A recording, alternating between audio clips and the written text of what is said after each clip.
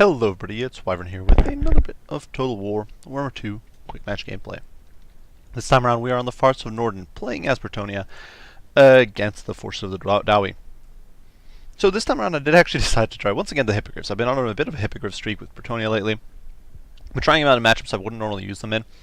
And here I was actually inspired a little bit by Dov. Dov had a recent video, where he was using the Hippogriffs against Dwarves, and so I figured, well, it seems reasonable enough, and especially on a map like this where it's very tree lined and it's difficult to make good use of cavalry. I figured, you know what, why not try Hippogriffs? But me being me, I wanted to go the whole hog, so we've got a massive air force here. We've got 2 units of Royal Hippogriff Knights and Louis, and Louis's got everything except Foe Seeker. Normally I wouldn't probably recommend this. Normally I'd probably just bring 1, but I figured why the heck not? Why the heck not go whole hog? For the rest of the army, a pretty cheap front line, mix of peasant mobs, men-at-arms with shields, some foot squires, 3 of each, a Damsel of Life on a horse with regrowth, earthblood, scroll of shielding, as well as the power stone. Knights Errant on either flank, one of which is the Defenders of the Fleur de Lis. And I think Knights Errant, surprisingly, are actually a pretty good choice in this matchup. And the reason being that they can really, on a budget, these guys are dirt cheap cavalry choice as far as Brettonia is concerned, except Mount of Yeomen, which can't do anything. They can actually do a surprising amount of damage on the charge, especially against units with very bad meleeed, with very bad armor, such as Slayers. Honestly, otherwise you're kind of hoping that your infantry gets into the fight against Slayers, but that's kind of difficult. And certainly they can't stand and fight against Slayers. But you pile them in, you get a nice meaty charge, and these guys chip off quite a bit of the Slayers' health. Without too much damage, usually. You can usually pull away pretty safely.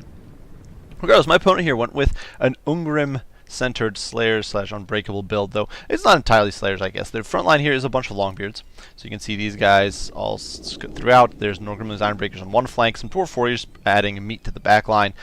2 units of Quarrels with Grey Weapons, an interesting unit you almost never see.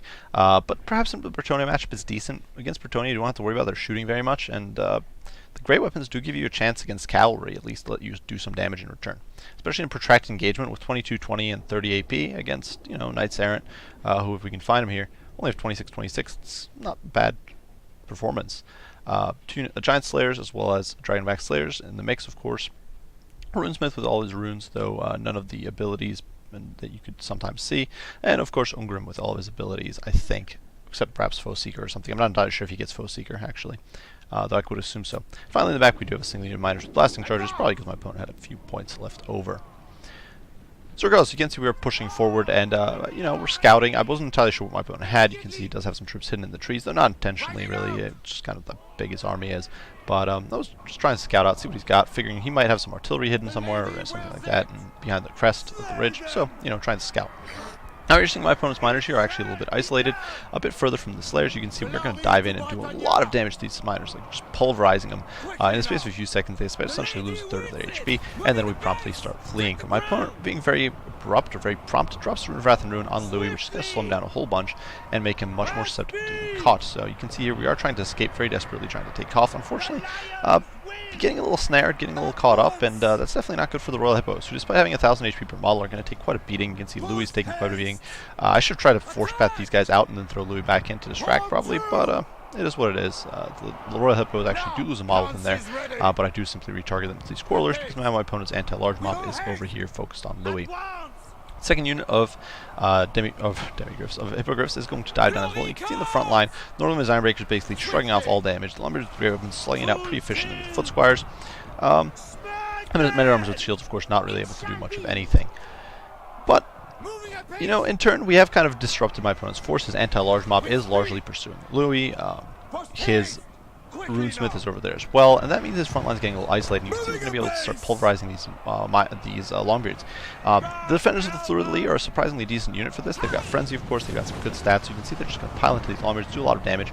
And now the Hippogriffs, they're bouncing around, making it very difficult for my opponent to really tie anything down. We're able to break these Quarrelers. We're able to knock out these Dwarf Warriors, and my opponent does finally give up on chasing Louis, so Louis can get out of there just fine, and in the meantime, my opponent has essentially taken huge losses here.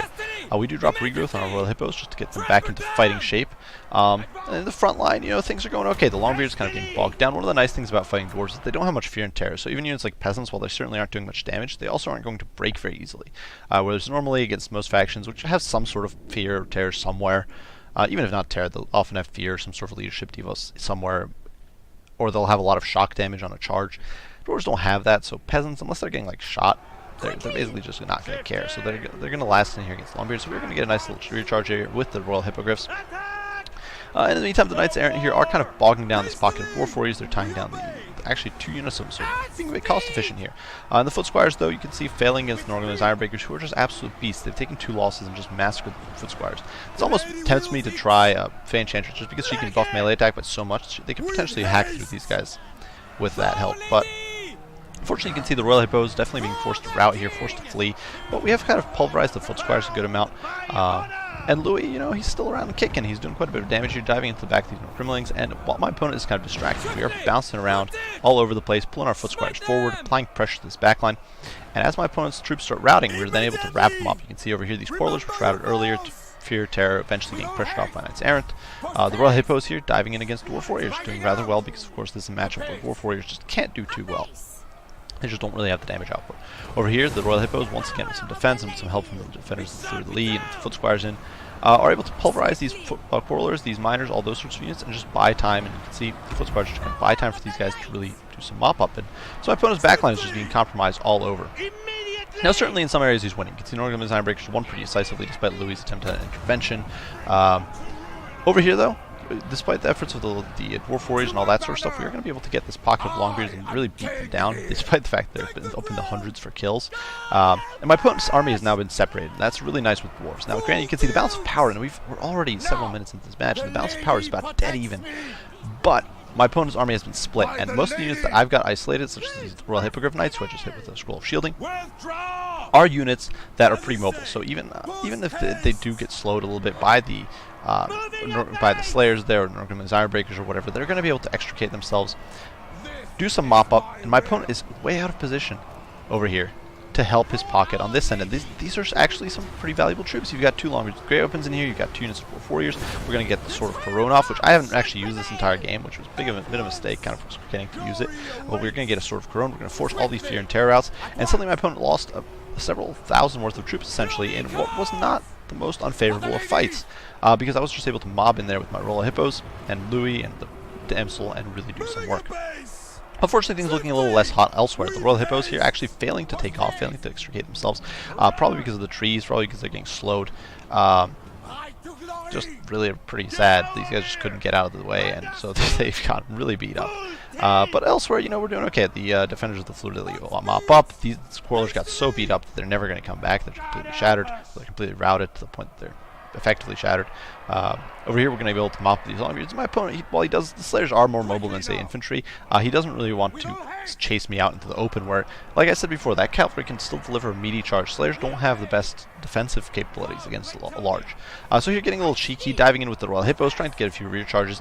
A bit greedy. My opponent still has Rune of Wrath and Ruin, which I didn't really think about. And so we're going to get slowed, and we are going to get pulped here. You can see the poor Royal Hippos really taking a pounding. Huge misplay on my part, basically just pure greed. I was thinking, as my opponent's withdrawing, I can get a nice little recharge, quickly do some damage, and then pull out. And, yeah, so that hurt. You can see the poor guy, the poor knight here just lying dead, but elsewhere, you know, we're doing mop-up. Mop's working out pretty well. The Dwarf Warriors over here, down to a handful of models. They were trying to probably zone off to save the Longbeards, but too little too late, and we're going to get a nice little charge here, nice connection, and break another unit of Dwarf Warriors, while reforming ranks over here with our infantry, providing a bit of a buffer against the Dwarves. And of course the Dwarves, while the Slayers could potentially catch my infantry mob, they'd then be leaving behind the support of the Longbeards, the Northern's Ironbreakers, even of the Runesmith, and I think Ungrim himself is actually not that quick either. Yeah, Ungrim's only got 32 speed, so my opponent definitely needs to be careful. And you can see we're just making this death ball here, waiting for another Earthblood, because I do have just enough Winds of Magic for a Overcast Earthblood, and that's what I'm looking to make use out of here. So you can see we are stacking our Royal Hippos. These guys down to 3 models. These guys still in their full 6, which is really solid, really good. And you can see they're up to 89 and over 100 kills. So definitely they've been doing work. Whether or not they've paid for themselves, I'm not sure. But they've definitely been opening opportunities for the defenders of the Fleur-de-Lis and the Knights Errant to do mop-up, which has been huge. You can see these guys have racked up a lot of kills, and that's not simply because they've been doing so well. It's just because they've been doing a lot of mop-up work. So we're going to be able to regroup here. The men-at-arms, you can see limping along. My opponent not really wishing to push into me. Perhaps he should have, to be honest. Try to pressure me a little bit.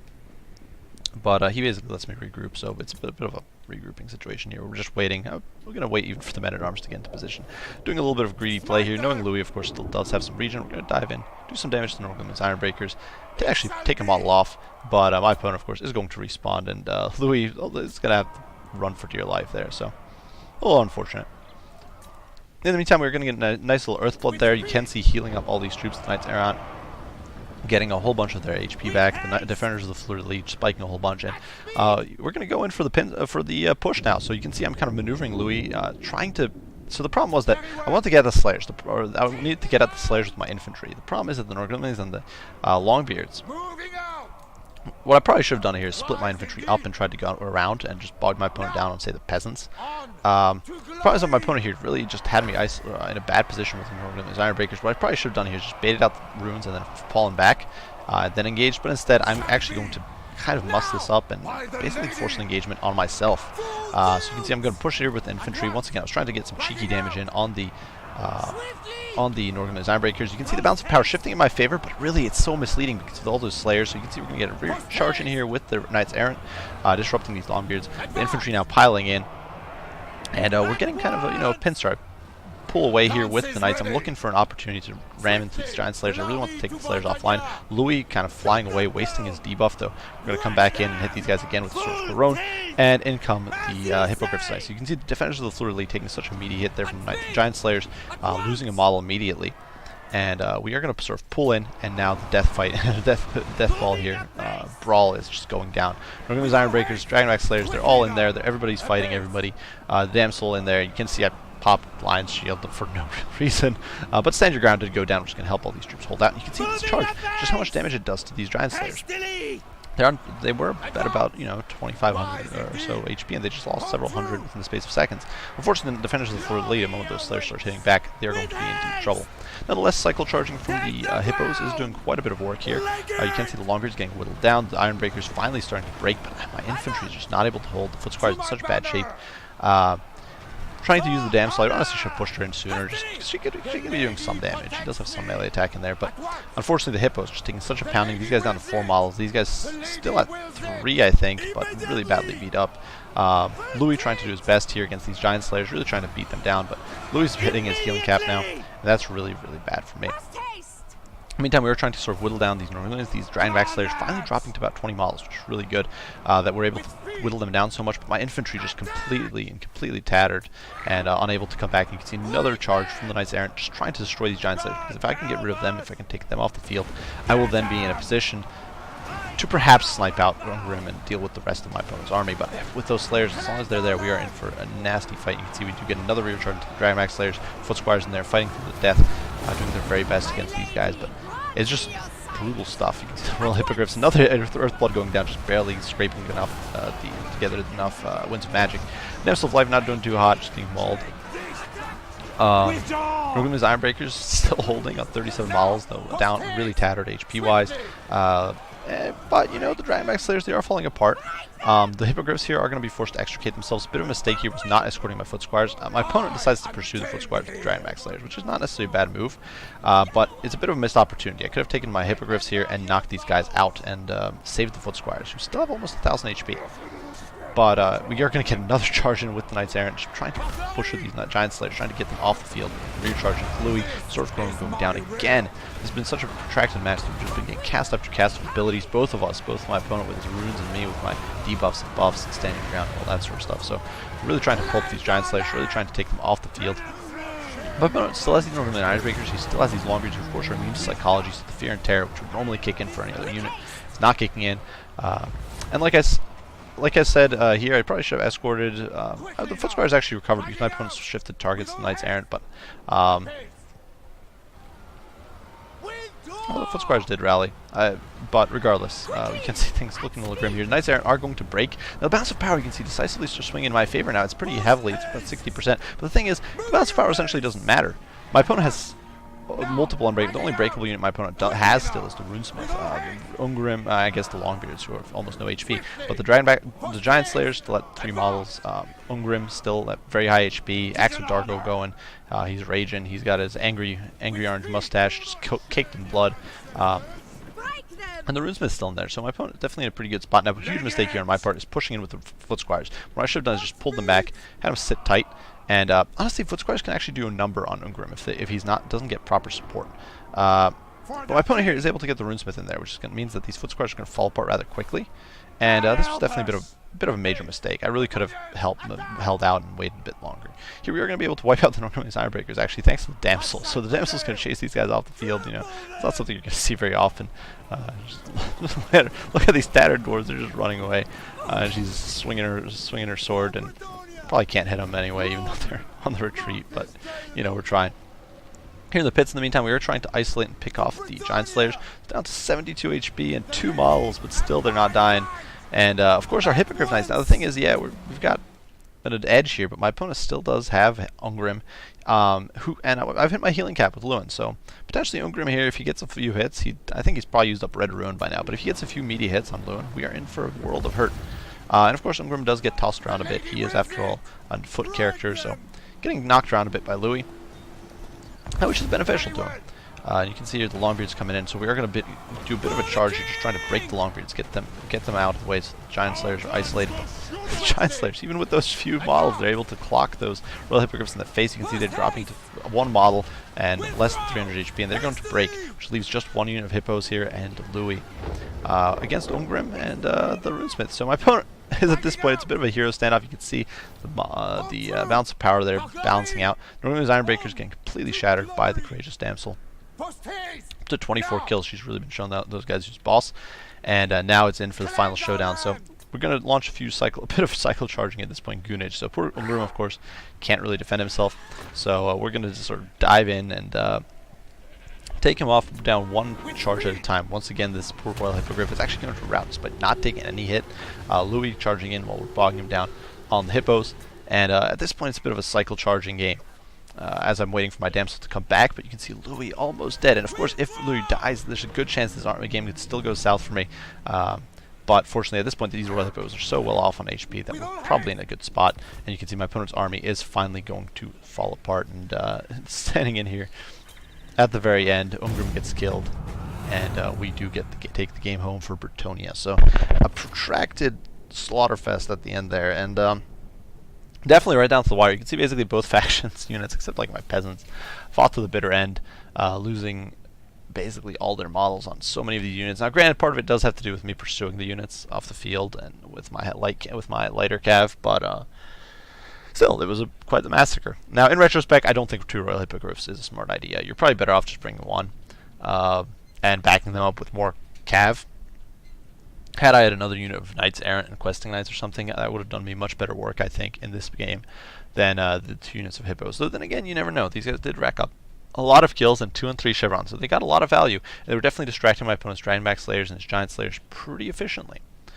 Another problem was that I kind of bunched up my infantry. I let them all pile into the front line. My opponent's front line was pretty hefty. He had 5 units in the front line, but what I really could have done was essentially just committed the foot squires to the front and then flanked around with the men-at-arms, gotten surrounded my opponent, gotten into the back lines, and used the peasants to muck up the Slayers, bog down the Slayers, and had a much more combined arms approach than what I had, where it was kind of 2 isolated engagements. One was the cavalry running amok, and then the infantry was just blobbed up in the front, which was a huge, honestly, a big misplay on my part. But regardless, getting into my opponent, very tight match. It was interesting to see the quarrels with Grey Open, so I'm not really sure they were useful here, but then again, against Hippogriffs, it's a little iffy in general.